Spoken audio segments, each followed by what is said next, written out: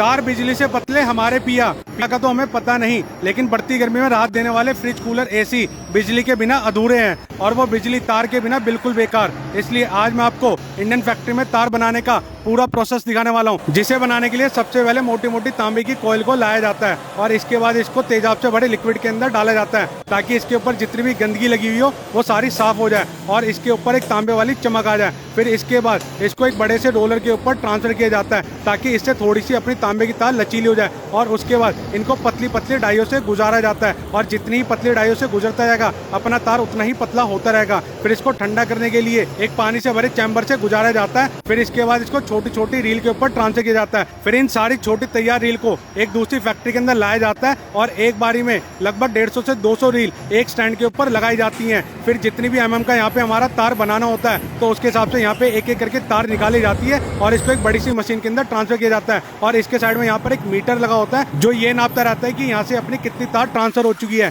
फिर इन सारी तार को एक बड़े से रोलर के ऊपर लपेटा जाता है और जब ना पूरा रोल बनकर तैयार हो जाता है फिर इसको यहाँ से निकाला जाता है। फिर इस मोटे से रोल को एक बड़े से स्टैंड पे ट्रांसफर किया जाता है जहाँ से अपना बिजली का तार बनाने का मेन प्रोसेस स्टार्ट होगा। तो भैया जी ने अपनी जितनी भी तैयार तार थी उसको एक सांचे से निकाल लिया और इस मशीन के अंदर फिट कर दिया। फिर इस मशीन को एक बड़े से नट की सहायता से अच्छी तरीके से टाइट कर दिया गया और यहाँ से अपना तार बाहर निकाल लिया गया। अब आपने देखा होगा कि अपने तांबे की जो तार होती है उसके ऊपर एक प्लास्टिक की लेयर चढ़ी होती है जिससे करंट किसी को भी पास ना हो सके और किसी को भी करंट ना लगे। उसके लिए प्लास्टिक के दाने लाए जाते हैं। फिर इसको एक मिक्सर मशीन के अंदर डाला जाता है और यहाँ पे इनको लगभग 15 से 20 मिनट तक गर्म किया जाता है। फिर अपना जितना भी प्लास्टिक का दाना जब गर्म हो जाता है इसको नीचे कंटेनर में निकाल लिया जाता है। फिर इस कंटेनर से एक बड़ी सी मशीन के अंदर सारे के प्लास्टिक दाने को एक मशीन में ट्रांसफर किया जाता है। भैया जी ने एक एक करके झामला उठाया और इसके ऊपर होपर में डालना स्टार्ट कर दिया। फिर यहाँ पे इस मशीन की सहायता से अपना प्लास्टिक का दाना आगे बढ़ता रहता है और पिघलता रहता है। फिर यहाँ पे जितना भी अपना वेस्ट मटेरियल होता है वो यहाँ से पहले बाहर निकाल लिया जाता है। अब यहाँ पे आप देख सकते हैं एक तरफ से रोलर से अपनी तांबे की तार आती रहेगी,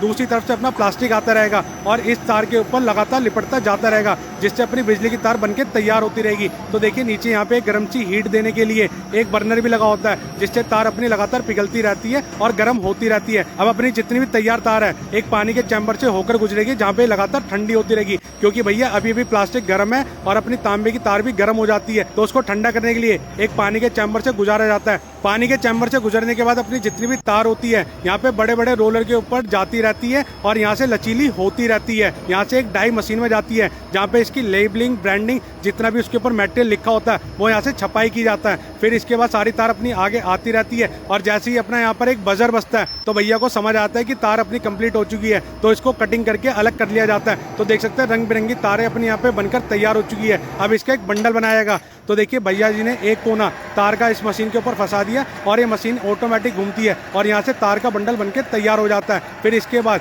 ये तार इधर उधर बिखरे ना, इसको रस्सी की सहायता से अच्छी तरीके से बांध दिया जाता है और इस रस्सी के ऊपर भी कंपनी की ब्रांडिंग होती है और इसके बाद मेन बारी आती है इसको पैकिंग करने की और आपके आसपास तक भेजने की। तो देखिए भैया जी ने एक बढ़िया सा कार्टून का डब्बा लिया, इसके अंदर सारी तार को डाल दिया और अपनी तार का डब्बा बनके तैयार हो चुका है। तो भैया इस कंपनी का नाम है AP। अगर आप कोई भी वायर खरीदना चाहते हो तो इनसे कॉन्टैक्ट कर सकते हैं।